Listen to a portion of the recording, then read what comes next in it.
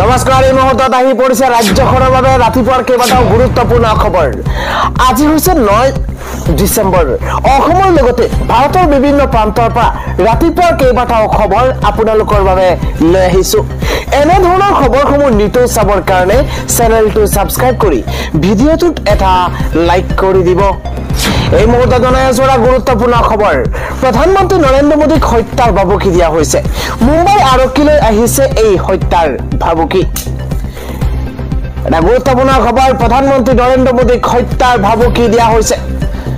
মুম্বাই আৰক্ষীলৈ আহিছে এই হত্যাৰ ভাবুকি প্ৰধানমন্ত্ৰী নৰেন্দ্ৰ মোদীক হত্যাৰ ভাবুকি মুম্বাই যান-বাহন নিয়ন্ত্ৰণ শাখাৰ আৰক্ষীৰ হেল্পলাইন নম্বৰত আহিছে এই ভাবুকি খুদ প্ৰধানমন্ত্ৰী নৰেন্দ্ৰ মোদীলৈ হত্যাৰ ভাবুকি আহিছে আইএছএৰ পৰা এই ভাবুকি অহাৰ সন্দেহ প্ৰকাশ কৰা হৈছে বুমাৰে উৰুৱাই দিয়াৰ ভাবুকি প্ৰধানমন্ত্ৰী নৰেন্দ্ৰ মোদীক ৰাজস্থানৰ আজমেৰৰ পৰা এই ভাবুকি প্ৰেৰণ কৰা হৈছে আন এটা খবৰ হৈছে ৰক্তাক্ত হৈছে দিছপুৰৰ বিধায়কৰ আবাস বিধায়ক আবাসৰ ভিতৰত প্ৰচণ্ড মাৰপিটৰ দৰে ঘটনা সংঘটিত হৈছে এই মুহূৰ্তত জনাই আছো গুৰুত্বপূৰ্ণ খবৰ বিধায়ক আবাসৰ ভিতৰতে প্ৰচণ্ড মাৰপিটৰ দৰে ঘটনা সংঘটিত হৈছে খদিয়াৰ বিধায়ক বলিন চেতিয়াৰ বিধায়ক আবাসত এই ভয়ংকৰ ঘটনা সংঘটিত হৈছে জনাই আছো গুৰুত্বপূৰ্ণ খবৰ গুৰুতৰভাৱে আহত হৈছে এগৰাকী লোক সঞ্জীৱ গোহাই নামৰ এজনে প্ৰহাৰ কৰাৰ গুৰুতৰ অভিযোগ উত্থাপন হৈছে আন এটা খবৰ হৈছে বিজেপিৰ বিৰুদ্ধে টঙালি বান্ধিছে আম আদমি পাৰ্টিয়ে উজন ৰকমত শক্তি প্ৰদৰ্শন কৰিছে আম আদমি পাৰ্টিয়ে এটা পলিটিক্যাল ব্ৰেকিং নিউজ ডাঙৰ খবৰ এই মুহূৰ্তত জনোৱাৰ চেষ্টা কৰিছো বিজেপিৰ বিৰুদ্ধে টঙালি বান্ধিছে আম আদমি পাৰ্টিয়ে বিজেপিৰ বিৰুদ্ধে টঙালি বান্ধিছে আম আদমি পাৰ্টিয়ে উজনি অসমত শক্তি প্ৰদৰ্শন কৰিছে আম আদমি পাৰ্টিয়ে এটা ব্ৰেকিং নিউজ কংগ্ৰেছ বিজেপিৰ বিকল্প হিচাপে আম আদমি পাৰ্টিলৈ মুকলি সমৰ্থন জনতাৰ ডিব্ৰুগড়ৰ দেৱানবাৰীত আম আদমি পাৰ্টিৰ বিশাল দলীয় সভা আৰু সভাত অংশ লৈছে আম আদমি পাৰ্টিৰ ৰাজ্যিক সভাপতি মনোজ ধানোৱাৰে এটা ব্ৰেকিং নিউজ এই সভাতে আম আদমি পাৰ্টিত যোগদান কৰিছে শতাধিক লোকে আৰু শতাধিক লোকে আম আদমি পাৰ্টিত যোগদান কৰা পৰিলক্ষিত হৈছে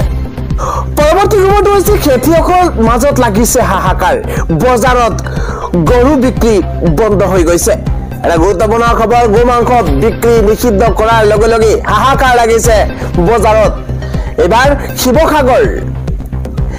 ৰামজাই গৰু বজাৰত হাহাকাৰ লাগিছে গৰু বিক্ৰী কৰিব নোৱাৰি গৰু ঘৰৰ গৰু ঘৰলৈ লৈ উভতিছে এতিয়া খেতিয়কসকলে এক প্ৰকাৰৰ হাহাকাৰ পৰিৱেশৰ সৃষ্টি হৈছে কিন্তু এতিয়া গো মাংস নিষিদ্ধ কৰাৰ পিছতেই যেন লাভ পৰিছে অসমীয়া খেতিয়কৰ পেটত গৰুৰ গ্ৰাহকৰ সংখ্যা হ্ৰাস পোৱাত গো পালকসকল বিপদত পৰিছে গৰু বিক্ৰী কৰিব নোৱাৰি লক্ষণীয় যে উজনি অসমত আটাইতকৈ পুৰণি আৰু সৰ্ববৃহৎ গৰু বজাৰখনেই হ'ল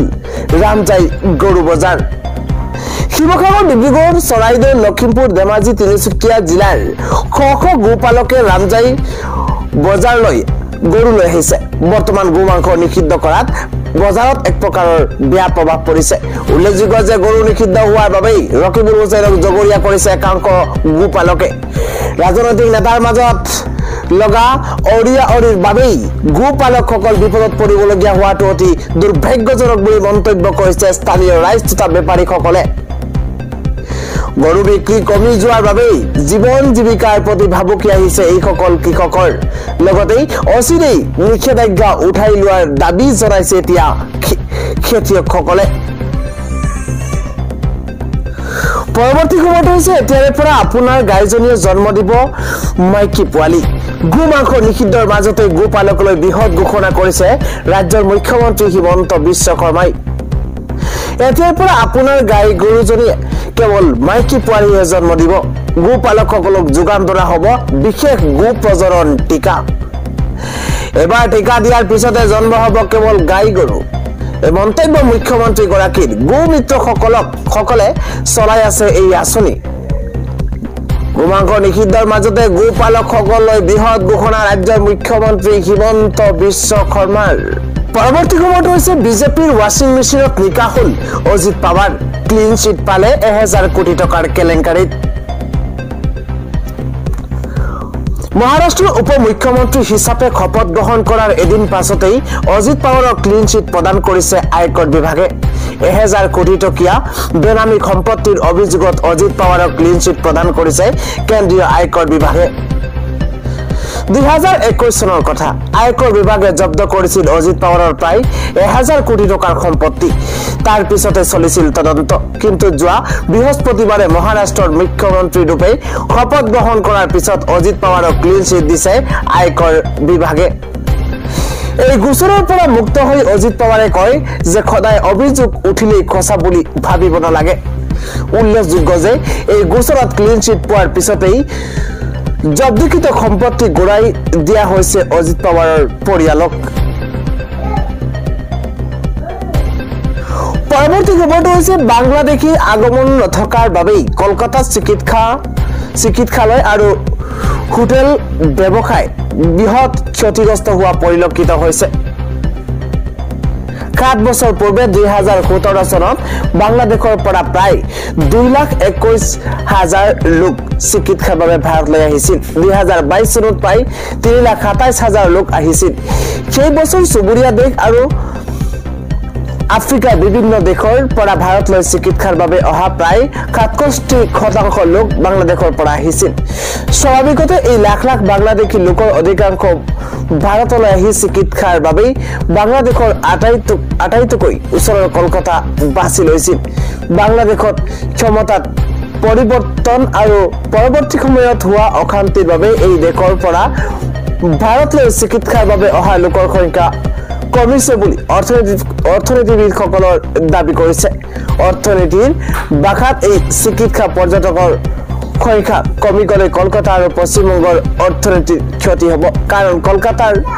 বিভিন্ন বৃহৎ চিকিৎসালয়ৰ পৰা হোটেল ৰেষ্টুৰেণ্টৰ ব্যৱসায় চিকিৎসাৰ বাবে অহা বাংলাদেশীৰ ওপৰত নিৰ্ভৰশীল বহু বাংলাদেশী বৰ্তমানে কলকাতাৰ বিভিন্ন চিকিৎসালয়ত চিকিৎসাধীন হৈ আছে